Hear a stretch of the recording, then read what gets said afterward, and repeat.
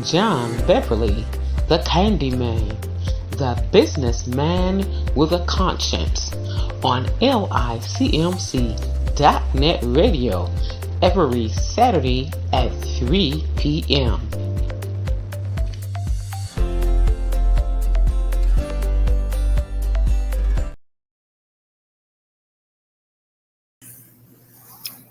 Hello, everyone. This is John Beverly, the businessman with a conscience, here at the Alcumalon Village, where each one reach one, each one teach one. One brick, one building, one block at a time. And as we often say, people don't care how much you know until they know how much you care. And we show that we care about the things that we do. And today, for the last 3, 4, 5 weeks or so, I've been focusing on family and teaching love and sharing love. And most important, those the people that's important to us in our lives, mothers, fathers, sisters and brothers, cousins, uncles and aunts, significant ones, whatever. It's very important that we let them know today. The last couple of weeks I spoke about you're gonna miss me when I'm gone. And not necessarily that I'm leaving here, but I'm talking about not only myself, but I'm talking about each and every one of you. You need to practice love, teaching, holding, caring, sharing your feelings with one another. Because when you standing in that pulpit or on the side at the Napoleon talking and talking about how much you miss and the things that you used to do, that's exactly what you're doing, what you used to do, because that's a shell that you're talking to. And we're actually talking to the people that's left here. And they need to know how much you care, how much you feel, what you think about them. Like I say, take a little time out, take each other out to dinner. We got different businesses and different things that are here that different ones have. My personal friend, very close friend of mine, London, Washington. And London has always shown that she cared by the things that she do. We don't talk all the time, but once a week we do the broadcast and what have you. But down through the years, she showed me how much she cared. And I just want to say thank you to her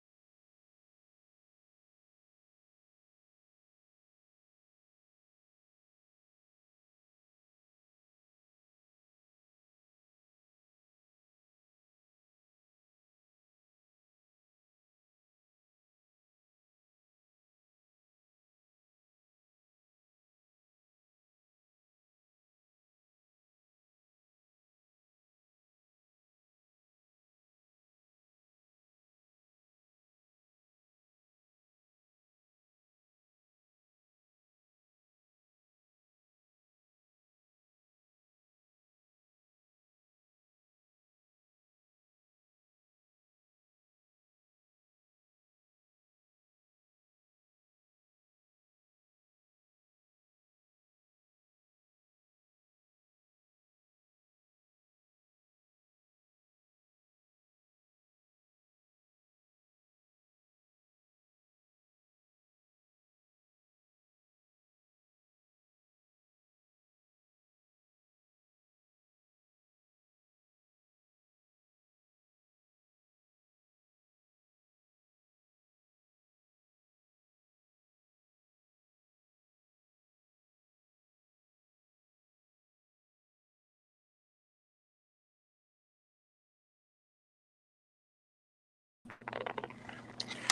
You know, talking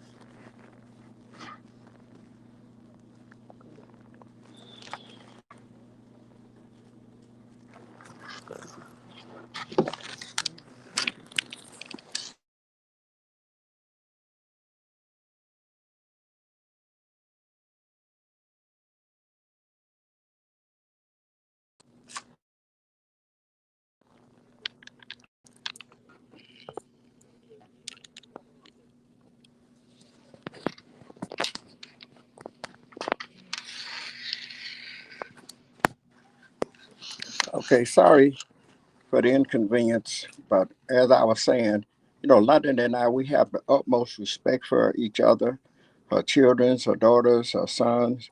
We have built a relationship and we have known each other for over 25 to 30 years or so.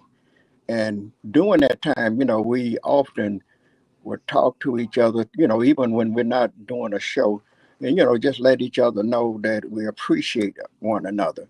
And, I'm often saying things like that. Even our family members, our friends that's in business, we have to show them that we care about not only ourselves, but what they're doing as well. I was talking to my partner, Mr. Kofi, earlier today, and there's strength in numbers. And as I was telling him, my attitude when I first went in business that I was going to put everybody out of business.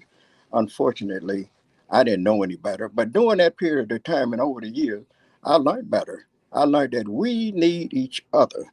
And it's not about me, it's not about you, it's about us. And most important, we have to share the things that we do, share information.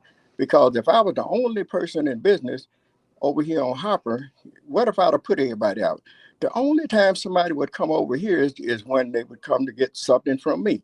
But if we have a host of businesses, as such as a sandwich shop, a liquor store, a gas station, a wig shop, and others, and each one of them is a drawing card. So when someone comes to see one of those business or the other, and we begin to help one another to stay in business, it's what I say a domino effect. Each one reach one, each one teach one, like we often say right here. And there's strength in numbers. If I'm the only one with the other four, if it's four other business, now we are four strong or three strong or five strong. And we can come together and make something happen. But me by myself, I can only do so much. You can only do so much. And on yesterday, we did our little barbecue, our fundraiser. And as my customers was coming in and they began to patronize me and they would tell me how much they would appreciate me. Well, just as well, I made sure that they knew that I appreciated them as well. And like I often say is that it's not what you say, it's what you do. So I had some that liked the lamb and I would throw an extra lamb chop in their plate. And some of them liked it the ribs. I cut an extra bone or two and throw it in there. And then I even had some say, "You don't have to do that." And I said, "I know I don't, but I just want you to know that I appreciate you, that you could choose to take your money and go to any restaurant or McDonald's, White Castles, or whatever and spend it. But when you choose to come here, I want you to know that I appreciate you. And I could take those few bones that I gave away here, gave away there, and made a couple of extra dollars. But my customers wouldn't know that I care and how I feel about them. So all of my customers, they're not just customers. We have formed what you call a relationship. I have relationships with my customers. They become family as well as friends. And I make sure that they know I need them. They don't need me. So, like I often say, we have to support one another. If you know somebody that's in business, go support them. And I told this story once before. There was a Chinese guy that was down the streets from me. And there was a time, you in business and you figure everybody think that just because you're in business, you're making money. But sometimes you make it and sometimes you don't. And there are slow seasons and then there's up seasons as well. And my mother used to would tell me, she said, "Well, John, if you're doing good today, just hang in there because tomorrow, the next day or so, you may not be. But just as well, if you're doing bad today," she also said, "just hang in there. Tomorrow, the next day, you're probably going to pick up." And the Chinese guy that I was telling you about that owned the wig shop, he would often come down there and sometimes, and I didn't know any better because when he would come, I would look out for him. Sometimes he needed a little help financially, sometimes he needed a little advice or whatever. And I shared with him. And if I had a couple of dollars to help him do what he needed to do, because I realized at one point at time or the other that I needed help myself and I had to go to people. But over the years, there come a time when I become a little bit less fortunate. So I definitely understood where he was coming from because when in his hour of need, I was there for him. And not knowing and wanting and wishing somebody could be there for me and didn't know who, here he come to my rescue. I was unfortunately I had somebody had stole my car, so I was borrowing people cars for about a month or two. And I guess he was, kind of observant, so he noticed something was going on. So he come down and asked me one day. He said, "You need a car?" And I looked at him and said, "Yeah, but right now I can't afford one." He said, "I'm not trying to sell it. That's why, I don't want to borrow your car because I don't want to be responsible." He said, "No," he said, "I want to give you a car." And I looked at him like he was crazy, but then I had to entertain that thought because I needed a car. And they said, "You never look a gift horse in the mouth. You don't know where your blessings come from or gonna come from. You just keep sowing seeds, you keep being nice, you keep doing things for others, and sooner or later, it's gonna come a time in your life where you're gonna need somebody, and the people that you're looking for it to come from, they're not gonna be there. But the least expected, that's who pops up." And that Korean guy gave me a New Yorker. I think it was an 85 or 86, 87. It was about 9 or 10 years old, but he gave it to me and he told me it had a gas leak. And I took it to the shop. He said, "All you got to do is get the gas leak, it runs and everything." Well, I took it to the shop and the guy looked at it, and God knows my finances wasn't that great, but I figured I need to make that investment. And as he looked at it and he fixed it, and he called me back and he said, "I got your car fixed." I said, "Well, what was wrong with it?" He said, "You had a gas leak. There was a gas line." I said, "Well, how much owe you?" He said, $35. Man, you talking about, they say, you could have shouted. I could have shouted because I got a free car and it didn't cost me, it was running, but to make it run like it's supposed to and have no more issues for a while, didn't cost me but $35. So that Korean came to my rescue and he was the least expected. I wasn't expecting him to do it. And actually, when he came down, I said to myself, here we go again, because I thought that he was needing something or wanting something from me.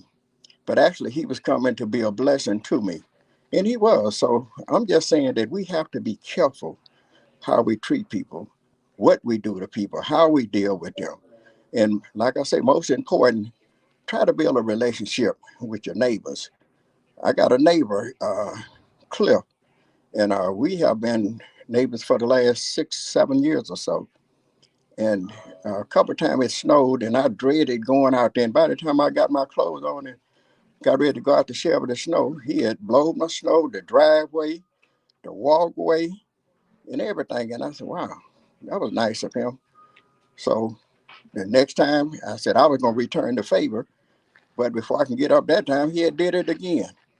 So finally, I got a snowblower, and I began to return the favor.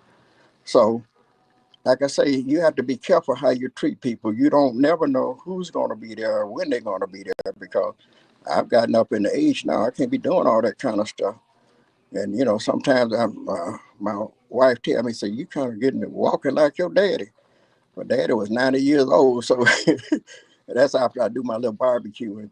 But all I'm saying is, take the time out, show some love, express it. It don't cost nothing for you to tell somebody I appreciate you, for you to tell your wife that you love her, your children, and give them a big hug. And every now and then, when you can afford to, take them out to dinner. There's nothing wrong with that. And even in business, I would encourage you other businesses, just to practice. I'm not telling you what to do or how to do it, to run your business, but it's been very instrumental to me because when I do for people, it always come back one way or the other. If it don't come back to those people in particular, it comes back to somebody else. And never yet have I regretted giving a customer an extra bone, an extra uh, piece of steak, or extra lamb chop, or a chicken dinner.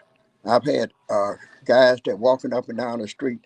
My friend that you haven't seen or heard from him in a little while, Elder Piaki, he bought a gentleman a dinner yesterday, which was $20. But he was also the same guy that at one point in time, he wouldn't buy you a pop or give you a glass of water because he had that kind of attitude. But he said something about being around me encouraged him to start doing things for others. He realized that it was more than just him in the world, and just like he needs, sometimes there's others that need. And in your hour of need, you never know who's going to be there for you. So hopefully today, I said something to encourage you, and thank you for listening to John Beverly, the businessman with a conscience, here at the Alcumalon Village, where each one reach one, each one teach one brick, one building, one block at a time. And thank you, and have a great day.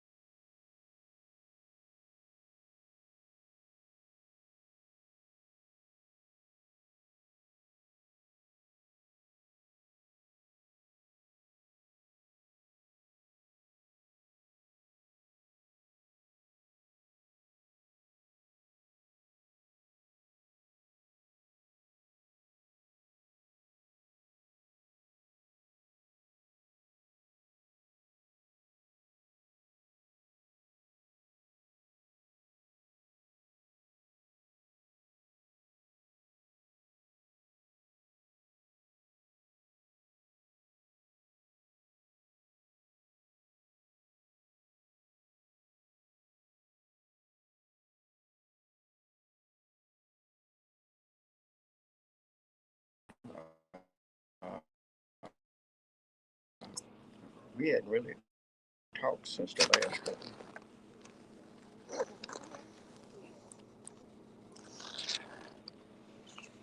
You said we hadn't talked? We hadn't really talked, but since Texas, I've had a total of in 3 weeks. I lost actually 5 family members, and then the month and a half, I've been to the 5 funerals, the 2 in Texas, 1 in St. Louis, and then 2 here last week. My first cousin, we buried her on last Tuesday, and